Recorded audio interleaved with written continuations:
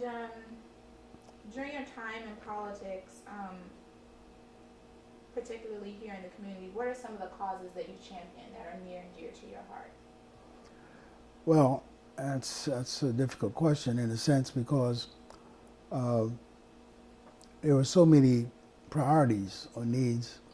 Obviously, we were concerned about education, so I've served on the education committee during the time I was in the New York State Assembly, which was 27 years, and I've served on the education committee in the city council for the past 11, going on 12 years.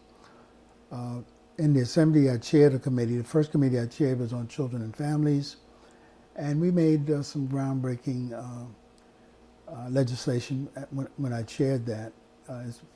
It's during that time that, for the first time, we created foster care agencies, minority-owned, if you will, Black-owned, Latino-owned foster care agencies that did not exist prior to my chairmanship.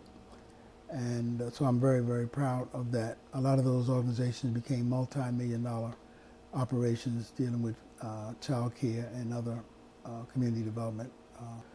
I'm very proud of the fact, and this doesn't show up in statistics, but having recruited a regent, Adelaide Sanford, she became a regent, Adelaide Sanford, who was one of the most distinguished black educators, I think, in the country. And I invited her to become a regent, that is, to go through the channels. And we sort of negotiated her through that process. And I'm very proud of that because of not only who she is, but what she does and what she means symbolically to black people all around this nation. Interfaith Hospital, which is currently in the news because it's may be closing soon, we had that same situation years ago, again when I was in the assembly.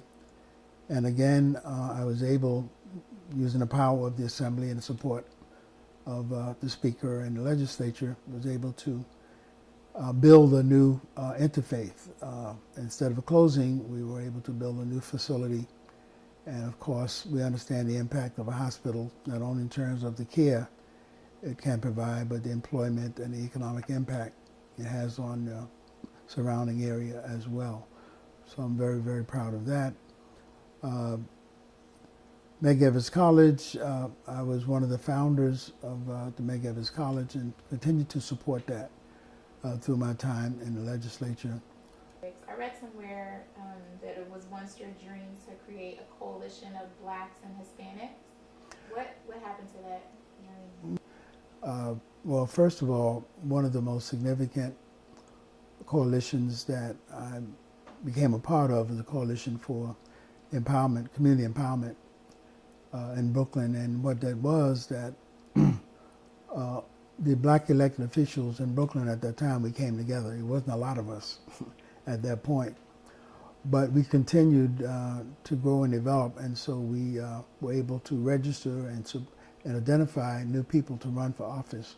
So we expanded the coalition and expanded our representation in Brooklyn.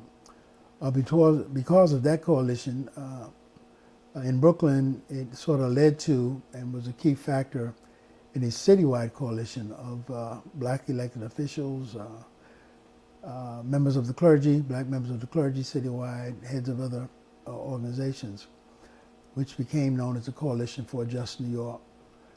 And the Coalition for Just New York evolved into the New Yorkers for Jesse Jackson, of which he won New York State when he ran for president at that time. And it is that Jesse Jackson run that established a base that allowed David Dinkins to become elected the first African-American mayor of the city of New York. Describe for me the high point in your career and also the low point in your career. Mm-hmm. I think there've been innumerable highs. I mean, just the being able to represent my community, now going on 38 years in elected office, first in the assembly, and now in the city council.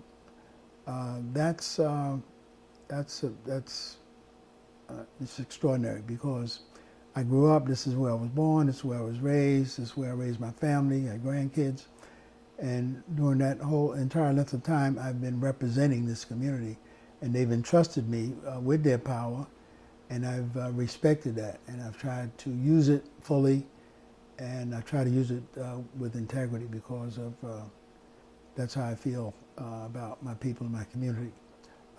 So just being in office for that extended period of time, to me, was a high point.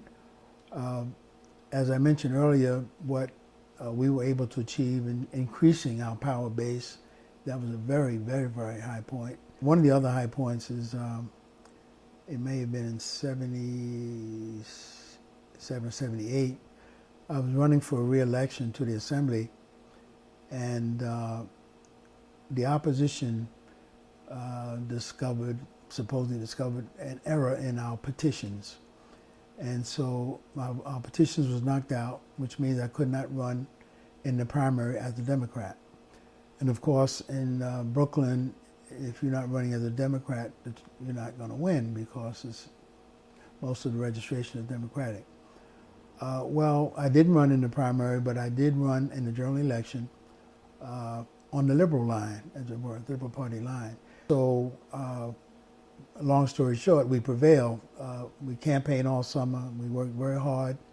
And in the November general election, I won. I beat out the person on the Democratic line, on the Liberal Party line. And I don't think it had been done in the state, so it was the first time. And it was obviously, it meant and it demonstrated that I was at one with my community. They understood who I was, they recognized the problem, and they responded. So that was very, very high. In fact, I'm still high on that point. So what about a low point? Is there something that you wish you could go back and change? I think the low point, I forget the year, but I ran for borough president of the borough of Brooklyn. And again, we had developed this strong coalition. We had young blacks in different seats around the borough. We had a lot of victories. And so I thought that we were ready to represent the borough of Brooklyn. It didn't happen. The campaign was not as great as it should have been. Didn't have as much support as one would have thought. And so that was a low point. We lost that election. So if I could have done that over, I would have went about it differently. But I think that helped provide the base for another to become that. So, you know, it wasn't time or energy that was lost, but just a personal disappointment that during my time, we weren't able to achieve that particular goal. It's been tremendous. It's been a great experience to spend most of my adult life representing the people that I come from, the community that I live in, and being able to make changes to help people and indeed to empower our community. So it's sweet, sweet as opposed to bittersweet. 10 to 15 years from now, what do you want people to remember about Albert Vann? I don't know if people will remember anything about Albert Vann other than my family and close friends. Who knows? Well, I think that